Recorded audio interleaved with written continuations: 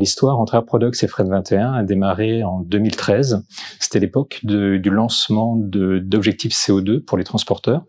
Et lors d'une conversation entre Coca-Cola Entreprises, l'AETF et Air Products, on est arrivé au constat que nous ne pouvions pas laisser la responsabilité de nos émissions de gaz à effet de serre à nos transporteurs, mais que nous devions jouer un rôle, et d'où l'idée d'un label. Et le 20 mai 2015, lors de la COP21 à Paris, la charte de Fret 21 a été ratifiée avec le ministère du Développement durable, l'AETF, l'ADEME et les primo-signataires. Pour moi, c'est la date de naissance de Fret 21. Alors, les bénéfices de Fret 21 sont multiples. Alors, hormis l'aspect financier, c'est évident que du CO2 économisé, c'est le poste carburant qui décroît.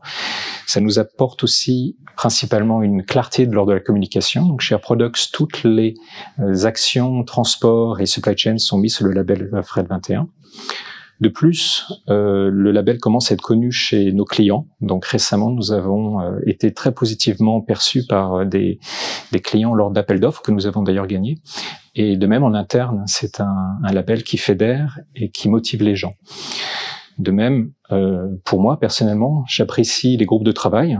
Plein de sociétés dans des secteurs différents qui ont toutes envie d'aller de l'avant, qui sont toutes déterminées et à point de leur secteur. Donc, tout ce groupe de travail fait que nous arrivons à des solutions innovantes. Donc, si je voulais donner 3 conseils aux sociétés qui veulent se lancer dans l'aventure Fret 21, le premier, ce serait de se focaliser sur le travail en amont. Donc, c'est très important de comprendre le périmètre sur lequel vous pouvez agir. Et pour moi, c'est pas un travail supplémentaire, ce n'est pas une tâche administrative. Pourquoi? Parce que à l'heure actuelle, comprendre sa supply chain sous l'aspect environnemental est aussi important que de comprendre sa supply chain dans un aspect financier ou qualitatif. Deuxièmement, je dirais aux sociétés de lâcher les chevaux. J'ai toujours été très surpris de voir comment les équipes étaient motivées et on a vu des personnalités se révéler chez Air Products avec plein d'idées novatrices. Donc, il ne faut surtout pas brider les équipes.